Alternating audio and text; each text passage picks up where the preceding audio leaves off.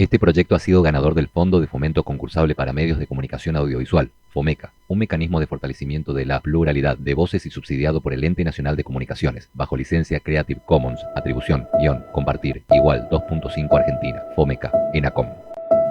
Una producción de Nuestra Voz, colectivo de comunicación. Una docente dando clases. Crónicas, y como hoy las crónicas se trabajan también audiovisualmente, ¿sí? Entonces en el trabajo final para la materia van a tener que hacer una crónica en términos audiovisuales, o sea, pensar una historia cronológica, ¿sí?, en un relato audiovisual. Entonces, de acá a 2 meses vamos a ir trabajando en las próximas clases que nos queden, de acá a 2 meses es la entrega, pero ya vamos a ir pensando en términos de qué historia, qué recursos, qué materiales de archivo vamos a utilizar, ¿sí? Bien, entonces vamos a repasar lo que estuvimos viendo en la clase. Hablamos de qué son las crónicas periodísticas, hicimos el paralelismo con las crónicas literarias, vimos diferencias, similitudes, vimos que el origen de las crónicas comienza con la llegada de los españoles a América, empezando a narrar estos viajes de conquista, y cómo después se fue urbanizando este relato, y al día de hoy podemos encontrar crónicas periodísticas audiovisuales, en formato gráfico, sonora, ¿sí? Para el trabajo práctico final de esta materia, lo que tienen que hacer es una producción audiovisual en formato de crónica periodística, o sea, elegir un hecho, ¿sí?, y narrar ese hecho de manera cronológica, porque esa es la base de la crónica, ¿sí? Nos posicionamos temporalmente en un hecho noticioso. ¿Hay alguna pregunta al respecto? Sí, Emma. ¿Tenemos que elegir un hecho periodístico y grabarlo en video? Sí, la entrega es en formato audiovisual, así que tengan en cuenta todos los recursos que puedan tener a mano. Audios, banda sonora, sonidos ambientes, materiales de archivo, de películas, de otros documentales, recortes de diario, todo eso, pero digitalizado para entregar en un formato audiovisual. ¿Sí? El tiempo lo estiman ustedes, cada historia va a demandar quizás un tiempo distinto, pero es un hecho periodístico que puede ser un hecho actual o algo del pasado que ustedes deciden recuperar, ¿sí? Profe, aunque sea un hecho bastante conocido, ¿podemos elegirlo de igual manera si le sumamos info nueva o capaz otra perspectiva? Sí, no tengan problemas en elegir un tema que quizás para ustedes ya ha sido contado muchas veces, porque seguramente van a encontrar una forma nueva o una perspectiva nueva o datos nuevos quizás para poder contarlo. Entonces, si tienen algunas dudas, igual lo vamos a ir trabajando de acá a 2 meses, que es la entrega final, pero no tengan miedo de que sea algo que ustedes consideren que ya se contó mucho. Profe, Sí, Nico. ¿podría explicar la conformación de los grupos? Es a elección y son duplas, o sea, son de a 2 los trabajos, ¿sí? Lo que les voy a pedir es que las duplas que arman me las envíen por correo, entonces yo sé quién está con quién, si queda alguien que no tiene grupo, y una breve descripción del tema o de los temas que les interesen. Entonces después podemos ir trabajando ya sobre la base periodística de esos temas, ¿sí? Si no hay ninguna duda más, están liberados y liberadas, y nos vemos la semana que viene ya para trabajar sobre cada tema en particular. ¿Ok? Bien. Alumnos saliendo de la clase.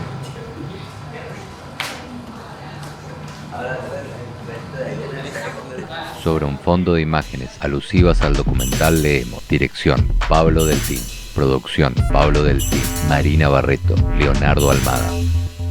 Guión, Marina Barreto. Protagonistas, Soraya Castro, Nicolás Baez. Dirección de fotografía, Leonardo Almada. Sonido, Ludmila González. Edición, Virginia Ale. Sobre rostros, en primera persona leemos: Los caminos de Margarita. Nico y Soraya en una videollamada. Porque de 5 posibles temas nos quedamos con 2 nomás, ¿no? Los demás ya los descartamos. Sí, bueno, yo tenía pensado también hablar de esto, de la masacre de Margarita Belén. Si bien hay muchas cosas que ya se conocen, muchas de ellas yo no lo sé y me gustaría poder investigar un poco más. Creo que sí, yo estuve buscando ya algo de información y algunos contactos también sobre ese tema. Dale, perfecto, no hay problema. Me gustaría que haya un poco de imágenes, ¿sí? Mostrar un poco más la ciudad. Sí, también hay una serie que podríamos usar como base que también nos puede servir y sobre eso sumar nuestra perspectiva. Sí, me parece genial, creo que podríamos buscar esa serie y de ahí sacar mucho material. A mí también me parece que podemos sumar las esculturas, la gente caminando, mostrar que esta historia convive con nuestro día a día. Sí, perfecto, no hay ningún problema. Es más, yo me puedo encargar de la parte técnica, tengo micrófono, cámara, luces y vos te podés encargar de la conducción. ¡Qué vivo! Bueno, eso lo vamos definiendo. Dale, hablamos mañana. Bueno, hablamos mañana. Soraya empieza a buscar información en internet. Se ven fotos de la época. La masacre de Margarita Belén es un hecho histórico de nuestra región y país. Más de 20 jóvenes fueron fusilados por fuerzas de seguridad luego de ser detenidos y torturados por sus ideas y acciones políticas. Gracias al esfuerzo de familiares, militantes y la justicia, se conoció qué sucedió en la madrugada del 13 de diciembre de 1976. Pero todavía quedan heridas. Todavía hay cuerpos que no aparecen y responsables sin castigo. Se ve Soraya nuevamente buscando en internet. Se inició en el Chaco el juicio por la masacre de Margarita Belén, ocurrida en diciembre de 1976, con el resultado de 22 muertes por fusilamiento. Mario Bosch, abogado Hoy se representante de las víctimas de la masacre de Margarita Belén. La masacre de Margarita Belén fue un hecho planificado, direccionado, un operativo conjunto del Ejército y la Policía con complicidad de autoridades civiles y de la Justicia Federal. Es decir, creemos que hoy comienza a romperse el cerco a la impunidad, pero falta mucho para que podamos decir, aún si fueran condenados, que acá se hizo justicia. Nos falta conocer la totalidad de las víctimas, la totalidad de las personas responsables, autores directos, Imágenes de Casa de la Memoria. autores mediatos, cómplices y por supuesto el destino final de quienes hasta hoy permanecen como desaparecidos, que en realidad es el dolor más grande que nos queda. Muchas veces pasé caminando por este lugar y seguramente vos también. Esta cruz fue colocada para recordar a los detenidos desaparecidos de la provincia del Chaco. Desde este lugar, cada 13 de diciembre se realiza la vigilia y luego la caminata hacia el lugar donde ocurrió la masacre de Margarita Belén. Pero este también es la primera parada de nuestro recorrido. A más de 45 años vamos a recorrer los distintos escenarios de esta historia para afirmar desde el presente que esto no debe ocurrir nunca más. Nico y Soraya grabando el informe frente a Casa de la Memoria. ¿Está bien así? Sí, salió bien. Acomodate nada más el pelo y el miseña. Continuamos, ¿sí? Dale. Vamos en 3, 2, 1. Ahora. Cruzando la calle está la Casa de la Memoria, un espacio que en el año 1976 funcionaba como brigada de investigaciones, uno de los centros clandestinos más importantes del nordeste argentino. Ambos se dirigen hacia la Casa de la Memoria.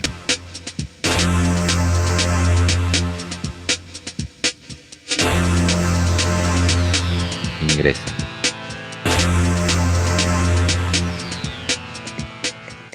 La Policía Provincial utilizó las instalaciones de la Brigada de Investigaciones de la Policía Chaqueña como base de operaciones para la represión ilegal. Este centro clandestino de detención, tortura y exterminio funcionó desde 1975 hasta principios de 1978 en 2 edificios. Recorren el lugar. Este lugar de reclusión clandestina funcionó primero en Juan B. Justo 473 desde 1975 hasta marzo o abril de 1976. Allí deciden mudarlo a esta casona de Marcelo T. de Alvear 32 frente a la Plaza 25 de Mayo. Funcionó ahí hasta enero o febrero de 1978. A partir de testimonios de sobrevivientes, pudo saberse que la brigada era visitada regularmente por personal militar y por funcionarios del gobierno de facto. En 2008, el equipo argentino de antropología forense pudo ubicar y confirmar que existieron 2 sótanos preparados y utilizados para la tortura. Uno estaba inundado y en el otro se encontraron varios elementos vinculados con el relato de los sobrevivientes. Hacia el final de la dictadura, el edificio fue convertido en la sede de la Administración Provincial del Agua. El 13 de mayo de 2005, la Cámara de Diputados de la provincia sancionó la Ley 5.582. Esta ley creaba la Comisión Provincial por la Memoria, el Museo de la Memoria y el Registro Único de la Verdad del Chaco. También se definió la entrega de esta antigua sede de la Brigada de Investigaciones para que funcionen estos organismos. Soraya grabando en una cabina de locución. sucesión de fotos de víctimas. Nos han quitado lo más preciado que puede tener una madre, o su hijo. Angustia porque no sabemos si están enfermos, si tienen frío, si tienen hambre. No sabemos nada.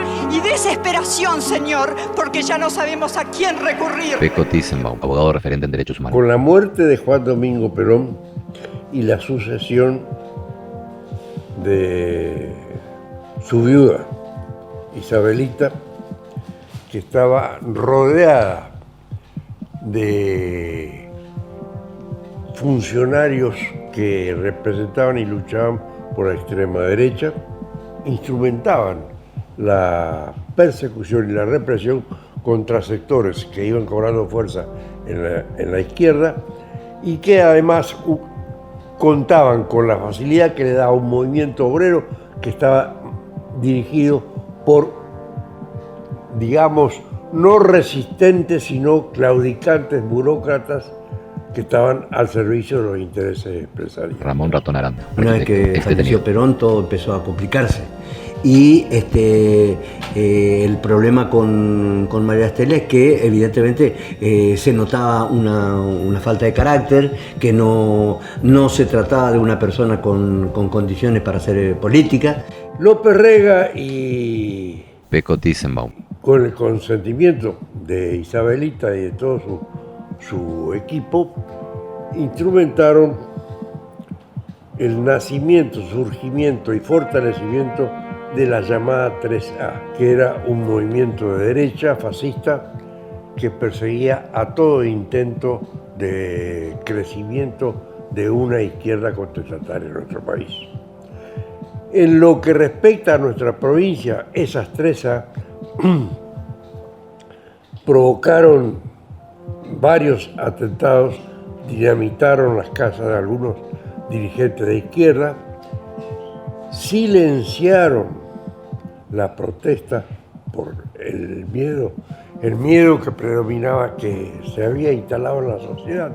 Y a partir de ahí empieza en forma cada vez más Ramón Ratón Aranda, asidua, con hechos de violencia concretos, llegando a secuestro de compañeros, entraban a unidades básicas donde estaban funcionando los compañeros, los secuestraban en patota, le pegaban una paliza, con desapariciones, con ametrallamientos, con una situación de violencia ya que era manifiesto, ¿no? Con ese temor generalizado que silenciaba al movimiento obrero, a los partidos políticos y lógicamente a la sociedad.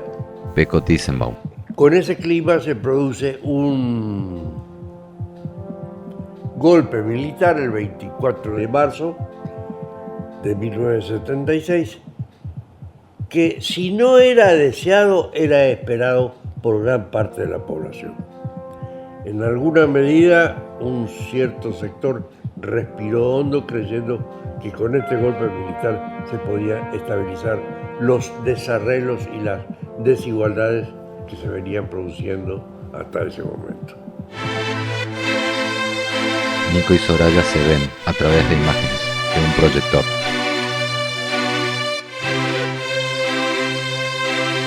Soraya sentada en un balcón, mirando celular.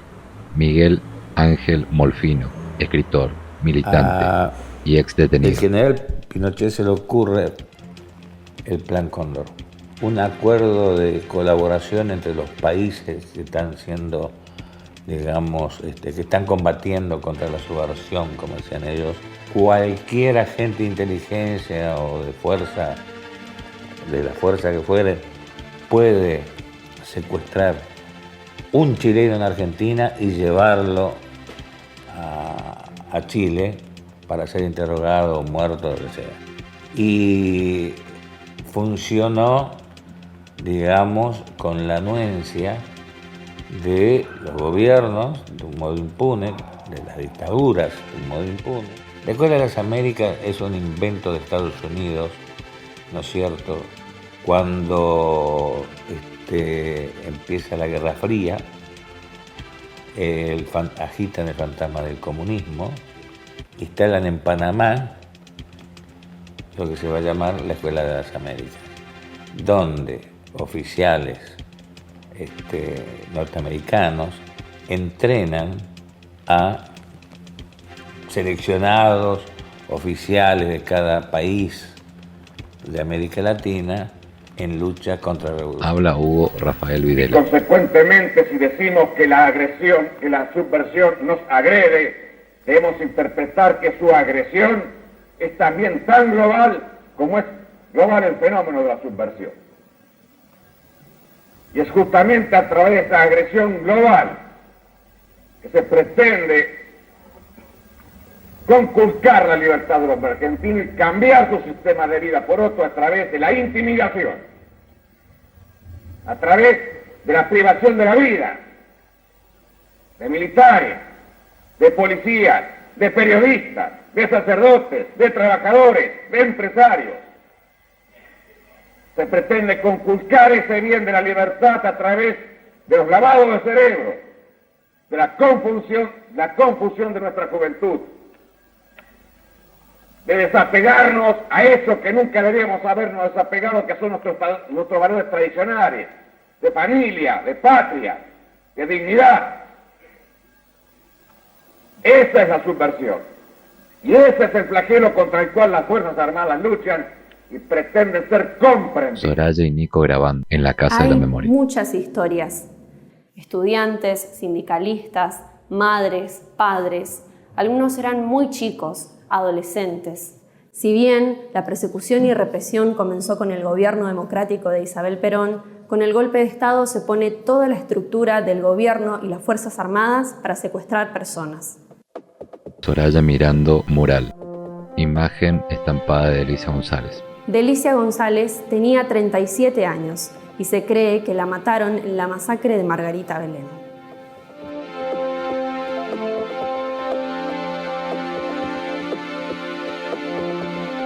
Imagen de desaparecidos.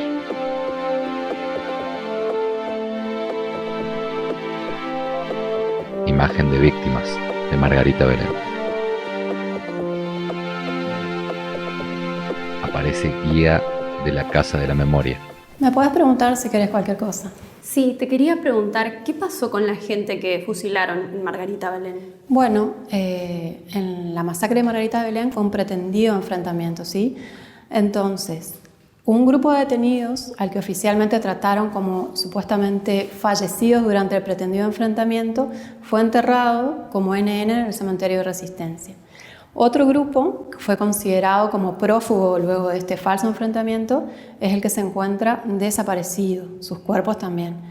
Y hay un tercer grupo que nosotros vinculamos como caídos en la masacre de Margarita Belén, no porque haya estado en la lista de los trasladados como el resto de los compañeros, sino por la proximidad de la fecha en que desaparecieron y el último lugar de detención en el que fueron vistos con vida. Esos compañeros también están desaparecidos.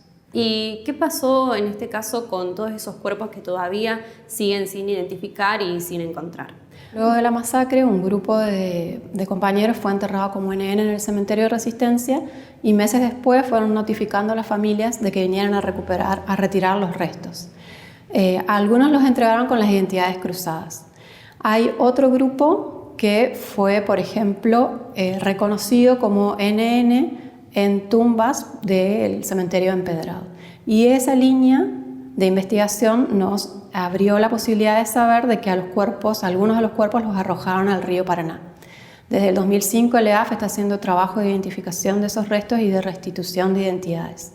Así que es un trabajo largo de investigación que estamos haciendo y que va a estar abierto hasta que aparezca el último compañero. Bien, gracias. Gracias a vos. Fachada de Casa de la Memoria. Soraya controla sus mensajes. Recibió un audio. El mayor centro clandestino de detención en Resistencia en el Chaco estaba frente a la plaza principal, a media cuadra de la Casa de Gobierno, así que imagínate cuál era la postura que podía tener la sociedad chaqueña si pasaba eso ahí en pleno centro, digamos, por donde todos circulaban, pasaban los colectivos, necesariamente vos circulabas por ahí para ir a Casa de Gobierno y ahí a pocos metros donde vos pasabas estaban torturando y matando gente.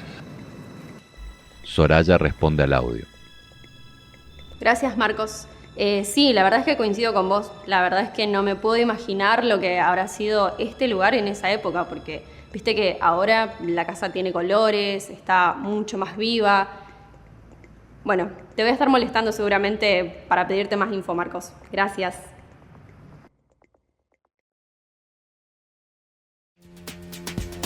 Recorrida por el ex centro de tortura, hoy Casa por la Memoria. Cartel: Memoria, Verdad y Justicia.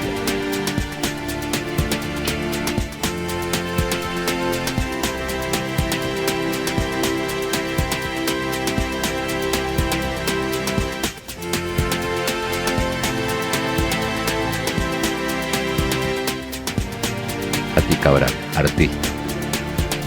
Pensaba en la obra de Fernando Traverso, que vino antes de recuperar la casa, cuando la casa todavía era las oficinas de agua de la provincia, que él hizo, él tiene un stencil de una bicicleta por un amigo que ató la bicicleta y después lo secuestraron, entonces quedó la bici.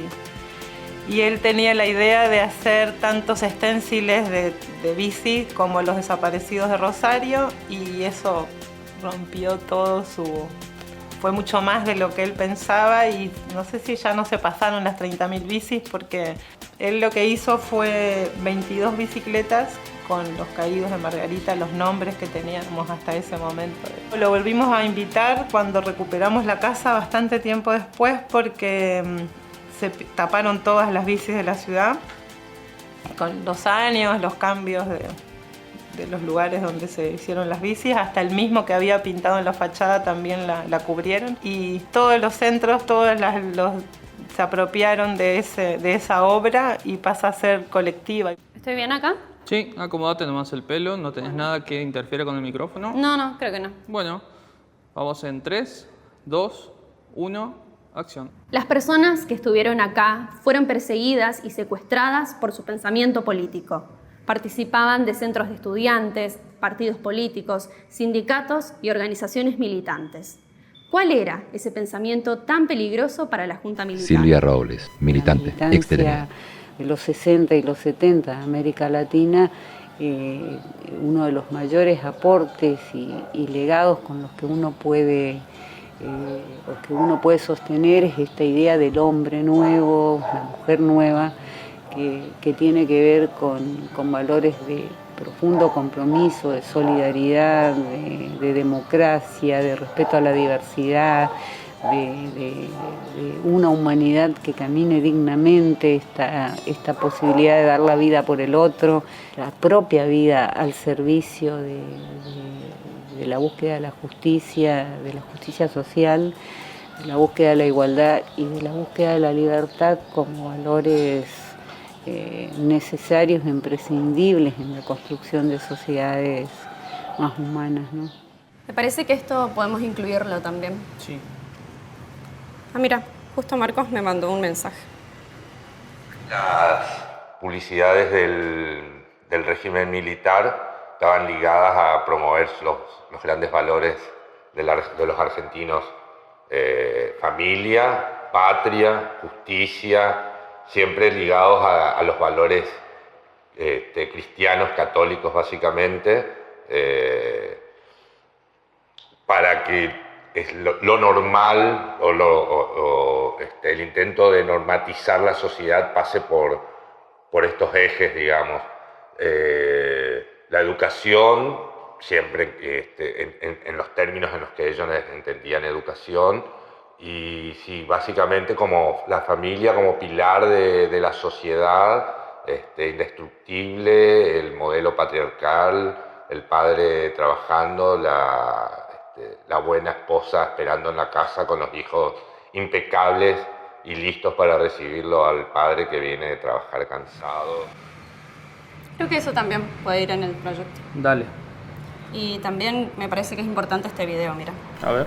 Soraya muestra un video en la computadora a Nico. Los agentes del caos se hacían cargo de la situación o las Fuerzas Armadas asumían el poder político. El día 24 de marzo último, cuando se hizo necesario detener un proceso nocivo y destructor e iniciar otro de recuperación nacional, el país dejó de ver su fe muerta y el temor cercándolo para lanzarse a otra realidad. La antigua realidad del argentino que defiende su herencia histórica, su cultura proverbial y su credo cristiano. A 6 meses de dar nacimiento a la tarea de sanear las finanzas públicas, de rescatar los valores de la nacionalidad y reafirmar que la familia argentina, el hogar y la juventud son los únicos módulos generadores de grandeza, bajo la bondadosa mirada de Dios. Bueno, las publicidades fueron determinantes, digamos, era también otro cliché, digamos, donde lo nacional o la industria nacional era todo lo que estaba mal, la famosa silla que se rompe, y todo lo que era importado era lo mejor, que básicamente eso significó la destrucción de la economía local, la destrucción de la industria. Ahora hay mucho más para elegir. Aproveche esta situación y compare. También avanzaron en otros sectores que por ahí no eran tan promocionados. El sector cooperativo fue altamente atacado. Fueron uno de los 2 peores momentos del sector cooperativo.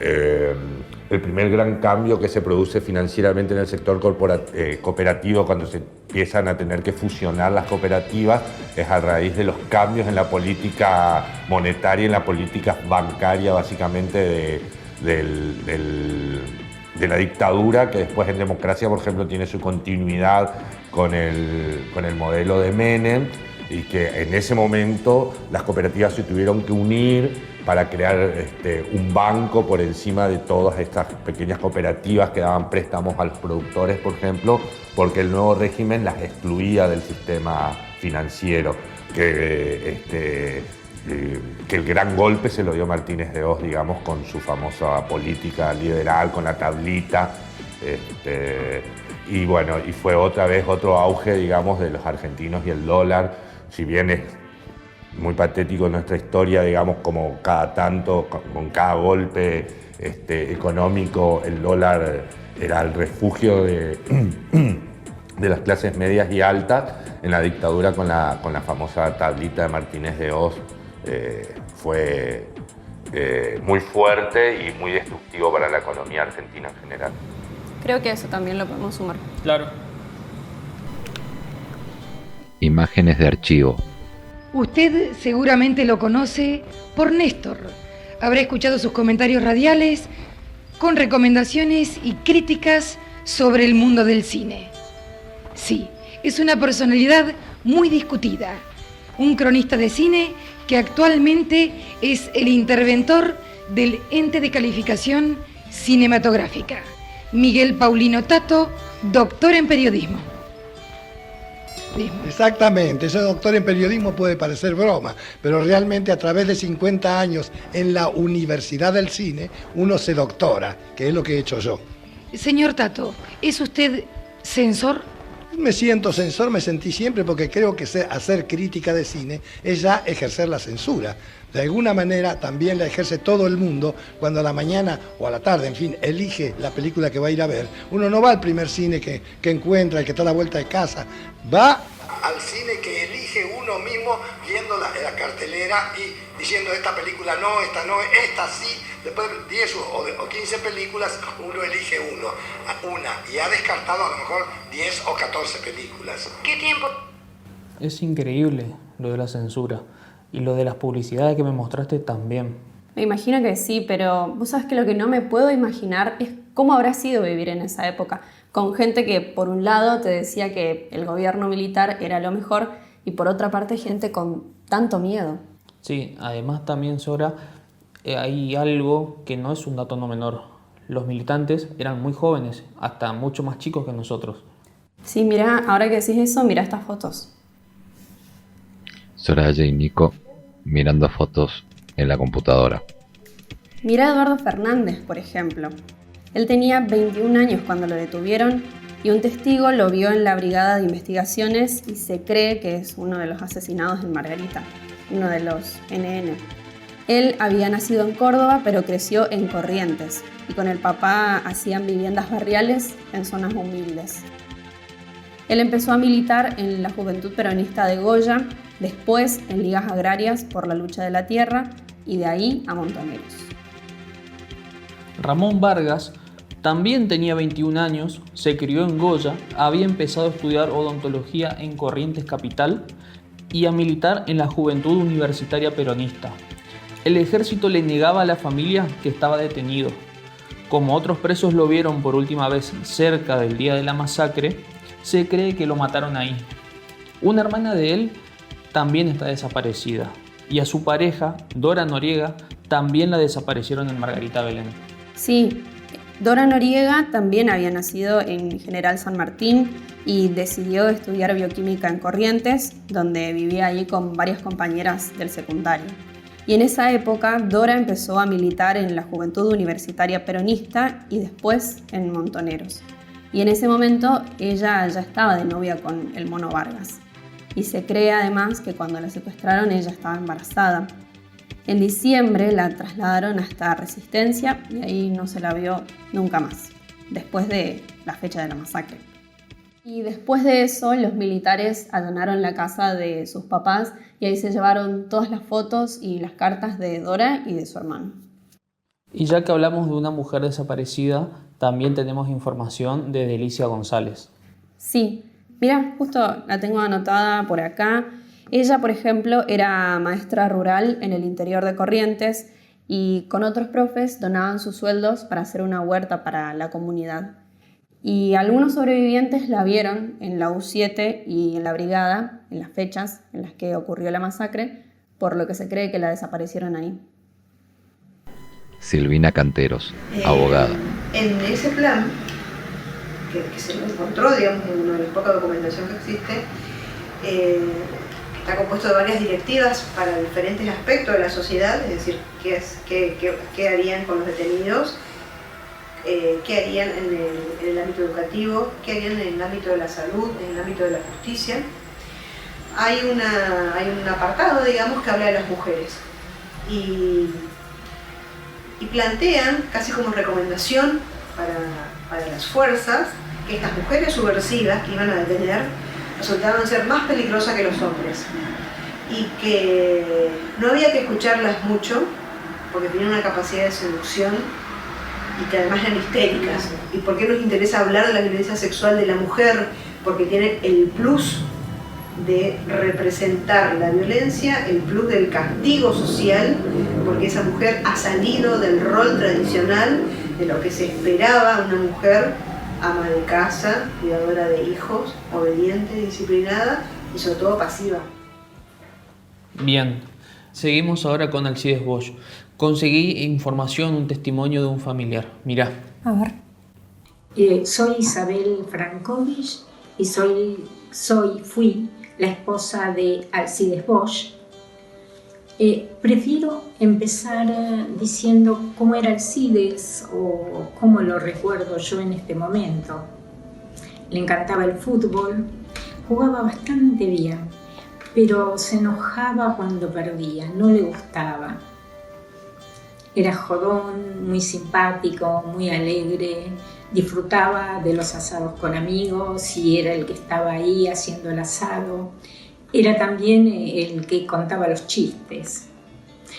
Un tanto desprolijo al vestir. Era un gran lector. Puedo decir que fue un militante de tiempo completo. Siempre dispuesto a dar una mano, siempre dispuesto a ayudar. Muy convencido de que la lucha era justa, necesaria y que valía la pena. María Isabel Frankovich. Cuando nació Pablo en mayo del 76, me dijo que él iba a empezar a cuidarse mucho más que antes, porque se sentía muy responsable al ser el padre de Pablo. El 13 de diciembre, casualmente, los tíos de Alcides, donde nosotros estábamos viviendo en Formosa, viajaron a Resistencia y al llegar a la altura de Margarita Belén, la policía los detiene, los hace circular por la banquina y les pide que no miren. Ellos miraron y lo que vieron fue el pavimento Esposa de Alcides Bosch. lleno de sangre. Con mucha ayuda conseguí muchos diarios desde el 22 de noviembre para ver si había alguna noticia de Alcides, pero no, nada. En enero del 77 me voy a vivir al monte con los compañeros de las ligas.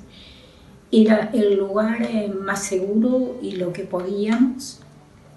Estuve un año en el monte, luego seguí escondida en casa de mis padres. Poniendo pausa a la computadora. De alguien más que podemos conseguir información es de Carlos Enrique Teresecuc. Él nació en Posadas Misiones y fue seminarista. Además, se inscribió en trabajo social y fue elegido por el centro de estudiantes. También daba clases de apoyo y lo secuestraron en su trabajo, lo cual hizo que esté detenido en varios lugares. Hace unos años recién encontraron e identificaron sus restos. Y como dato, la Facultad de Misiones le hizo varios homenajes. Vamos a mirarlo. Dale. Imágenes de los homenajes a Carlos Teresecuc.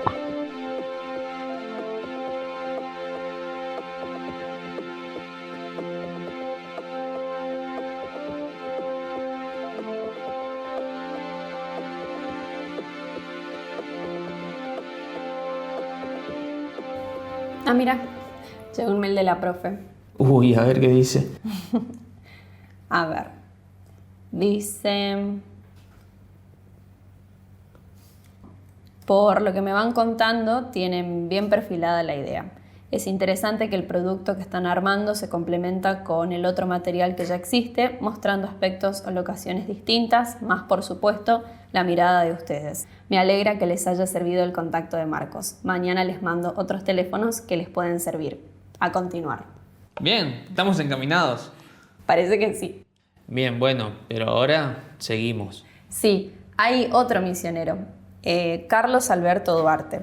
Carlos era de Puerto Esperanza y él vino a Resistencia a estudiar ciencias económicas, pero lo secuestraron antes de que terminara la carrera. Él militó en la JUP y Montoneros e hizo trabajo social en comunidades COM, y a su familia también le dijeron que él se había tratado de fugar. Bien, anota eso. Tenemos que investigar qué dijeron los medios de comunicación en ese momento. Dale. Ya va. Toma, te devuelvo. Dale. Bueno, entonces mañana temprano nos encontramos en La Prida 64. Imagen de avenida. Tránsito.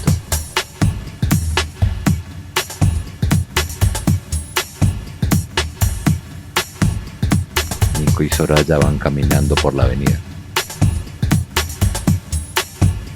Placa recordando dónde vivió Carlos Alberto Zamudio.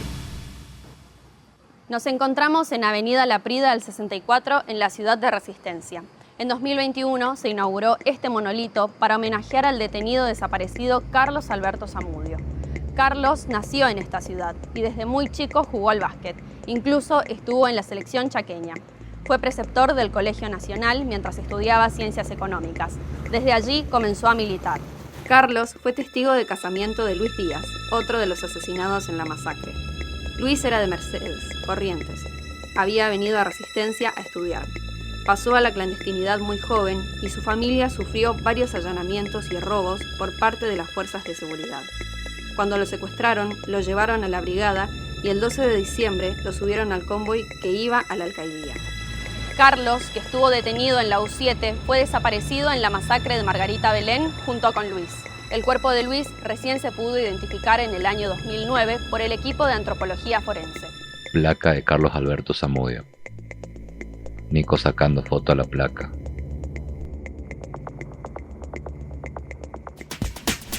Nico y Soraya continúan caminando por vereda.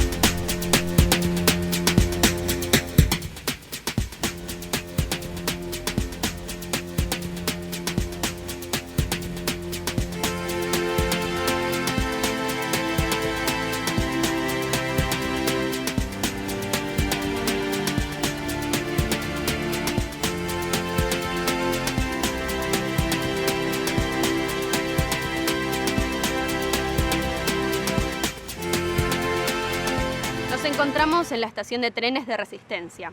A 2 cuadras de acá, por la calle Ameguino, Luis Barco alquilaba una pieza de una pensión para estudiar en la UTN. Fue presidente de su centro de estudiantes y militó en la JUP. Tenía 25 años cuando lo secuestraron en esa pieza de pensión.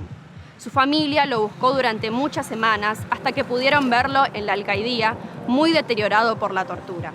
Cuando lo trasladaron a la U7, no pudieron verlo más. 20 días después de la masacre de Margarita Belén, su familia recibió una notificación sobre el fallecimiento de Luis. Imágenes de recorrida de la ciudad. Nico y Soraya caminando por vereda.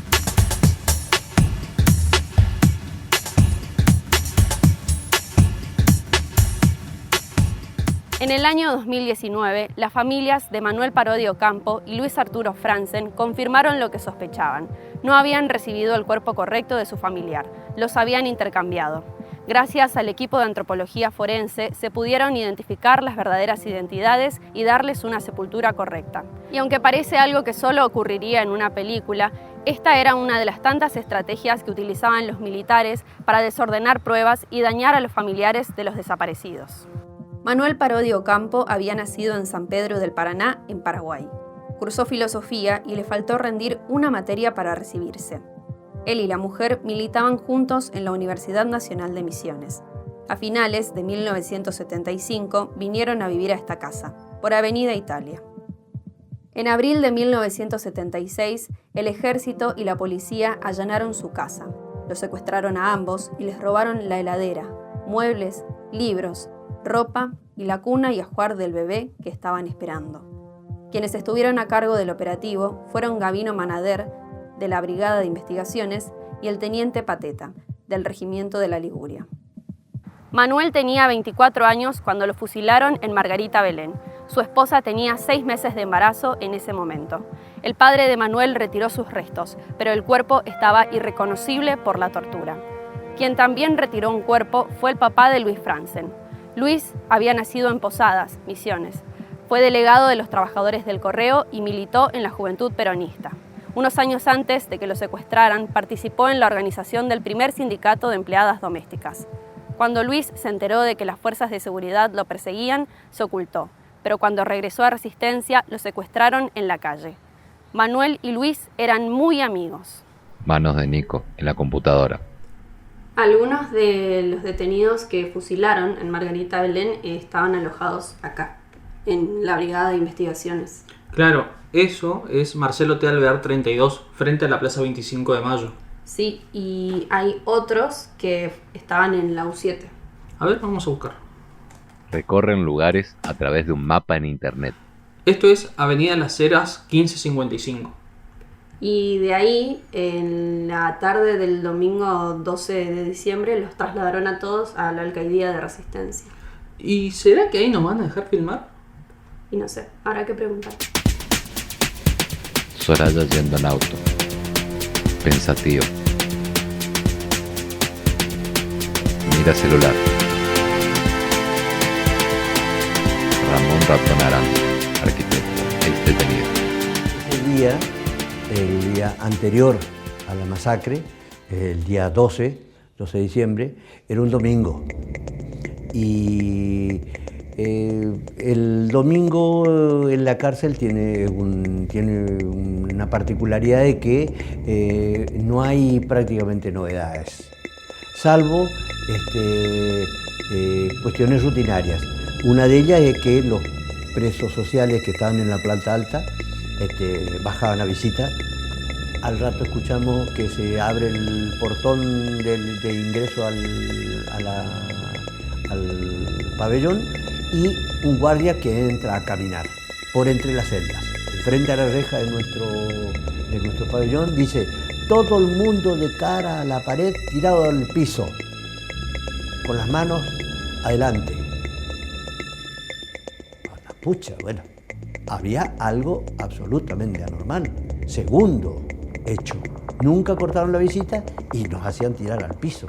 Escuchábamos que entraban camiones, y ruido de camiones, y que esos camiones estaban entrando al penal. Escuchaba cuando ingresó la patota golpe, paso marcial, digamos, al trote marcial, y que avanzaban por el pasillo. Nos decían, sepan dónde están, a partir de acá ustedes están en la alcaidía. Entonces nos pegaban una paliza y en todos los penales nos hacían lo mismo. Siempre de recibimiento una paliza. Entonces nosotros sabíamos lo que era una paliza. Se abre rendija de puerta. Se ve a Soraya y Nico. Cierra rendija de puerta. Por este portón ingresaron los detenidos que traían desde la U7 y la brigada. Desde donde podían, los otros presos políticos y los presos legalizados que estaban adentro trataban de ver qué estaba pasando. El operativo a cargo de las fuerzas policiales y del ejército argentino para el fusilamiento estaba en marcha.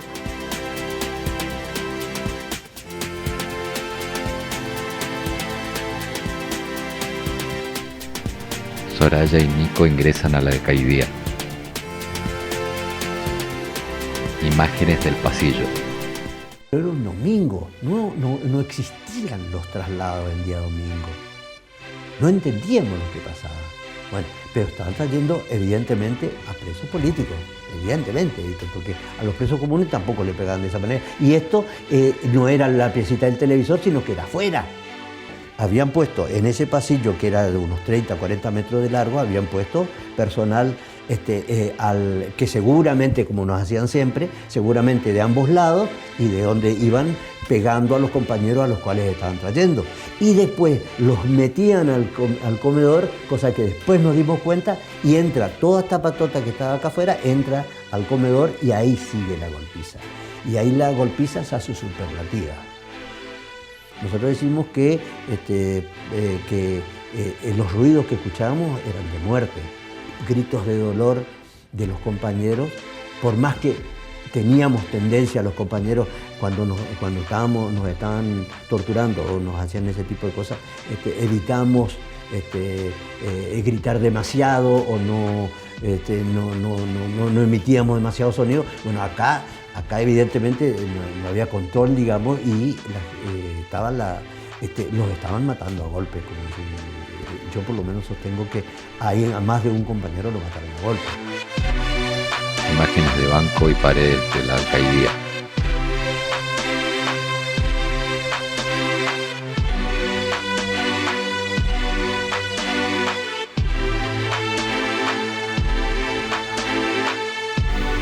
Soraya saliendo de una sección de la alcaidía junto a Nico. Ambos observan el comedor.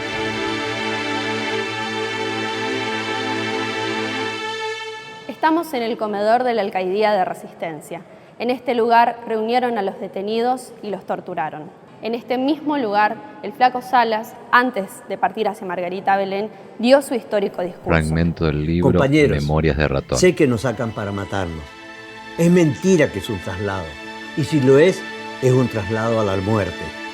Pero quiero que sepan que moriré de pie, peleando como pueda. A los mordiscones estoy atado. Todos los que hoy nos sacan de la cárcel, los que están aquí adentro y los que esperan afuera, son culpables ante la historia. Culpables de la miseria del pueblo y culpables de nuestras muertes. Solo quiero pedirles que cuenten de esta matanza a mis hijos, cuando ellos tengan la edad de entender qué pasó en la Argentina de estos años, y a mi compañera cuando puedan verla. También les digo, compañeros, que de nada vale este sacrificio nuestro si ustedes no siguen peleando por mantener viva la memoria popular. Por eso, cuéntenle a nuestro pueblo por qué nos asesinan y por qué decidimos morir de pie. Chao, compañeros, cuídense, libres o muertos, jamás esclavos. Vista aérea del monumento a los caídos en Margarita Belén. Soraya y Nico llegan al lugar.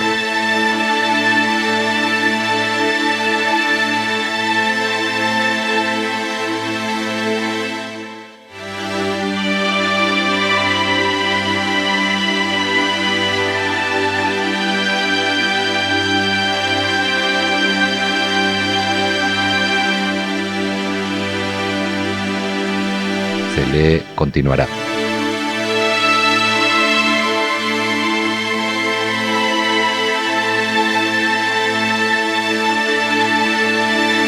Créditos finales.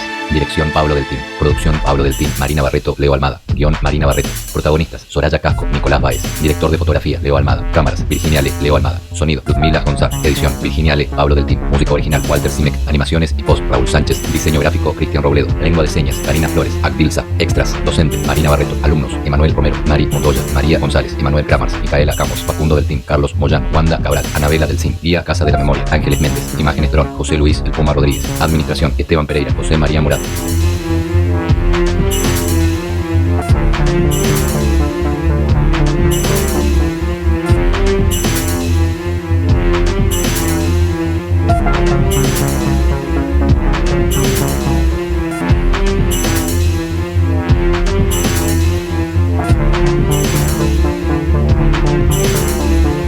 Esto fue una producción de Nuestra Voz, colectivo de comunicación, www.nuestravozchaco.com.